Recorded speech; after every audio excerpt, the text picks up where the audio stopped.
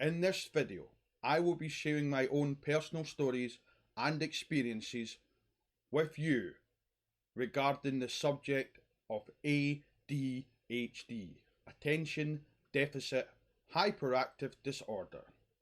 That's coming up right now.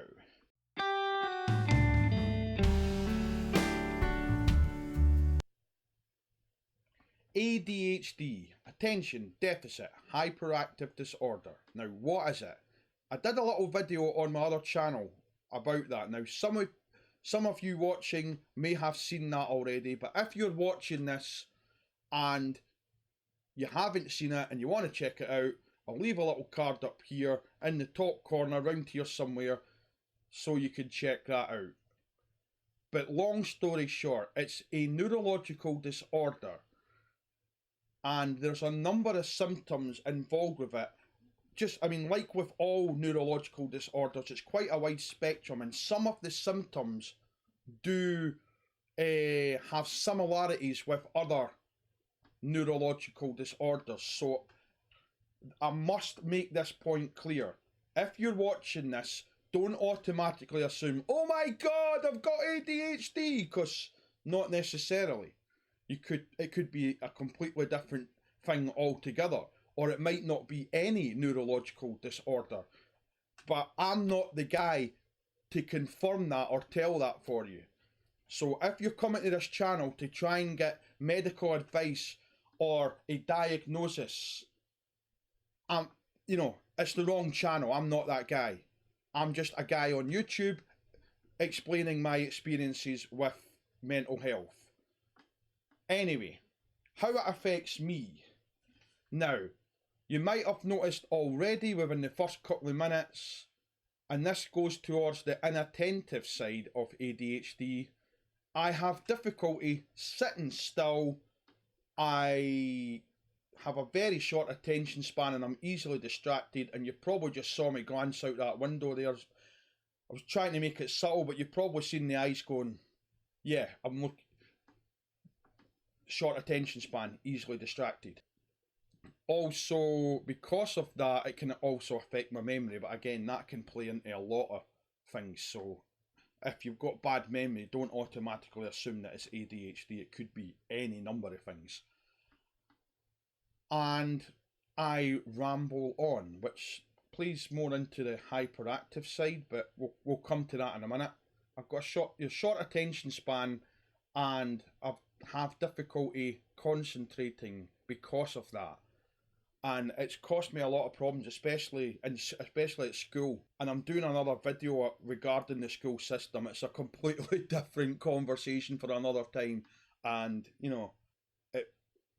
I'm going to try and keep that as short as possible, but fair warning, it might be a long video because I've got a lot to say on that subject.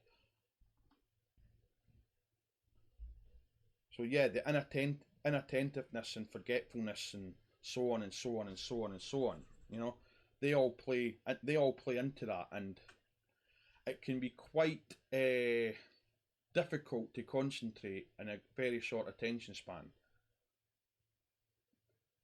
Now, that's the attention deficit side of as I said, the name is fairly self-explanatory really, and of course you've got the hyperactive side.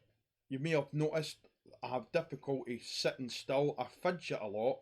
You can't see it, but this leg down here is twitching. It's been twitching all the way through this video and will probably continue to do so as we continue. I've got a lot of tics and a lot of things that I do. You'll probably know. Anyone who's seen my videos will know that I fidget a lot, and it's one of the symptoms of ADHD. Now, I believe it's known as stimming. Again, I'm not an expert, so don't quote me on that, but I believe that's what they call it. It's a way of trying.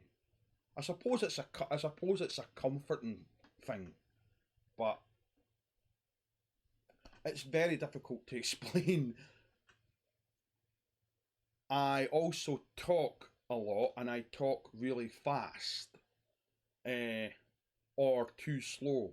Now, when I'm talking slow, like I'm talking now, it's because I'm having to really concentrate on what I'm saying. And the reason for that is the ADHD mind. Someone with ADHD, they've constantly got thousands, millions even, of thoughts going through their mind at any given moment. Now, whereas you watching this may not necessarily have ADHD, you know, and I do realise there's people watching this who will have ADHD, so, you know, but on the side of those who don't have ADHD, now I'm not going to know exactly. As I said, I'm not an expert, and I've never experienced that. I've had ADHD all my life, so I don't really know any different. But whereas, the normal mind has, you've got your thoughts coming in, but you might have like two or three thoughts, and that's about it. So you don't have too much difficulty sorting out the ones you don't need and getting on topic, and to the ones that you do need. But someone with ADHD, now there's various videos online, there's quite a few that I've watched that explain this in different ways. Now, Haley's Comment, who's got a fantastic channel, and I may leave a link to that as well, actually. You can check that out. She has an ADHD channel. Now, she did a video about ADHD, and I think the way she explained what I'm talking about with the differences in ADHD and non ADHD and the way the thoughts come in, she described it like cups of water.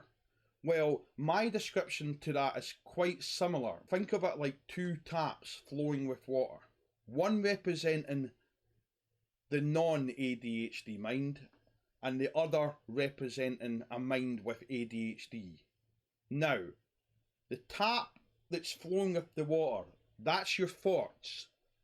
And in a normal non-ADHD mind, I'm saying normal, but what is normal anyway? I certainly have no idea, but you know what I mean. With a non-ADHD mind, the tap runs and the thoughts keep flowing in, but eventually the non-ADHD mind knows, right, it's starting to get a bit overfilled here, I better turn the tap off. And the tap turns off before it starts to overflow with water, or in this case, overflow with thoughts. Well, the non-ADHD mind doesn't have that stop function. So the thoughts keep coming in, they keep pouring in, and eventually they overflow and spill out. And some of them are lost, like they're lost in the void. You're never getting them back. Now, as a result of this, because you've got all these thoughts coming in and overflowing, that's why, as I said, we have quite a short attention span, but we also have quite a bad memory, because there's all these thoughts pushing in, well, there's other thoughts getting pushed out. It's got to go somewhere, but when there's nowhere else to go, boom, it's lost in the void. And you might never recover that memory or thought, and and it's nothing to worry about, because it's not something that can be helped. So if you're experiencing that and you're getting a bit worried, about losing your memory, don't worry, because it can't be helped. It's not your fault. Now, that's attention. That's the hyperactive side. So attention deficit and hyperactive. Okay, so some of you are asking, well, is this condition curable? Is there medication that you can take for that condition? Well, the answer to those questions is both yes and no, which I know is going to sound confusing, but just bear with me here. What I mean by that is you can get medication that will relieve some, not all, but some of the symptoms with ADHD and make it a bit more bearable for you. I mean, I've recently started medication myself, and I'm doing a video on that, but that's a different video entirely because, you know, I'll explain all that in the video. As I said, it relieves some of the symptoms, but not all. And I mean, I'm not a medical expert, and I'm not going to advise you on medication. I'm not that guy. You really need to speak to a doctor about that, and they'll be able to tell you a lot more information about that than I ever will. But as for cures, it's a neurological disorder. There's no such thing, despite what anyone will tell you, and there will be people out there that will tell you different, but there is no such thing as a cure for a neurological condition. Like I said, there's things they can give you, medication that will relieve some of the symptoms, but it's not going to cure it. And medication, despite what people tell you, again, medication is not a cure. It's not. But again, that's a different argument for a different time, so we'll just leave it there. So moving on, because I did say that I would mention some of the positives and the negatives, and I've touched on that a little bit with what I said previously, but just to give you some of the negatives, so you know, and I want to give you both sides of the story here. I'm not going to sugarcoat it for you. ADHD can be difficult to live with, and I mean, if you're watching this and you have ADHD yourself, then you'll understand exactly what I mean by that statement. But for those, you know, if you're watching this and you don't have that condition, but you know, you're watching this to try and get a better understanding, well, this is why I'm explaining this. It can be difficult to live with on both sides of the scale. I mean, it's difficult for people who have it, and I'll touch on that in a second, but it's also difficult for people who don't, you know, who are living with people with that condition. It's difficult for them as well, because they don't really completely understand why the person is acting this way, why he's behaving this way. And it can create a lot of tension. I mean, it has throughout my life. I've had a lot of difficulty for school and workplaces. I mean, I haven't really been able to hold down jobs for any length of time, with one or two exceptions. I've had 2 jobs that spring to mind. The longest I've had them was 2 years, which isn't bad, but you know, it's not like I've had a massive career. I mean, I went to college, and that's a different comment. That'll come into the education video. I went to college and I studied engineering and blacksmith. I'm a blacksmith to trade, but anyway, that's a different conversation for the other video. But there was a lot of bullying not just throughout my school life, but throughout my work life, because people just don't really, you know, you're acting up this way, you're unusual, you're over the place, and it's difficult for people to understand. It creates a lot of tension, because you get in that mindset where you get in that mindset where you just don't want to talk to people because it's awkward, and you know, and you get worried that, you know, about how people are going to react to you. Well, I certainly do. And you start thinking, well, if I start acting out, because I don't really, and this is another symptom of ADHD, I don't really understand social cues and social interaction. I don't really understand social cues and social interaction. So I find it very difficult, and I get very anxious when I'm talking to people, because as I said, I find it very difficult to follow the conversation. Well, I find it difficult to follow a conversation with people who don't have ADHD, because here's the funny thing, And again, this is something that's been explained by a lot of people. And Haley, who I mentioned earlier, mentioned this, and the way she described it was pretty much spot on in the fact that imagine imagine a radio or a walkie-talkie, and you've got it tuned into the different frequencies, different band waves. Well, imagine that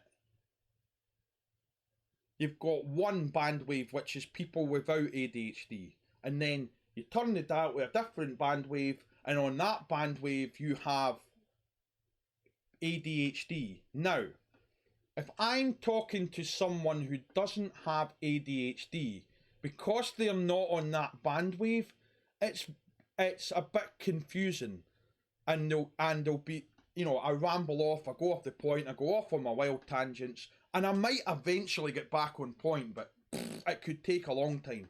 And sometimes I don't get back on the point at all, because that train of thought's departed the station long ago. It's not coming back.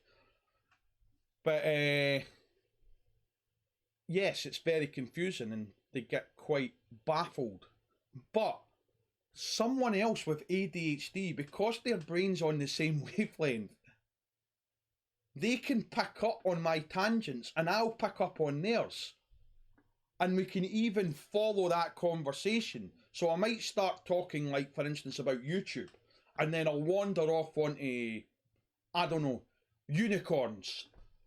And we'll spend half an hour talking about unicorns. Oh, and I'm following them, they're following me, and then they'll maybe go off about something else, and so on and so on and so on and so on. Now, for someone watching that who doesn't have ADHD, it's pretty darn confusing. And I have had that said to me, like, you know, what are they talking about? And, you know, I couldn't make any head nor tail of that conversation, but used to seem to follow each other fine.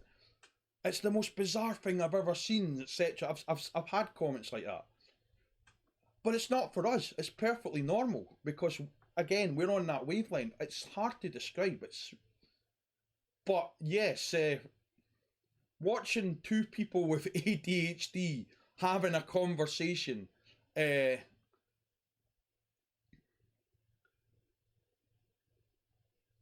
it's quite strange. So we do that, and again, as I said, because of that, it's really, really awkward. So we tend to avoid people, and then we get you get the whole stigma with that, with, oh, he's antisocial, he doesn't want to mix with people, blah blah blah blah blah blah blah blah. Now that may be true to some extent, but I've just explained the reason why. It's not because they're deliberately being awkward. Well, maybe to a degree, but there's the reason why. They're not doing it to be obnoxious. It's because it's easier to avoid the awkwardness of that scene. So just to make you aware. But then, I mean, and it's difficult because there's good and bad, because no one wants to be lonely. I certainly don't. But at the same time,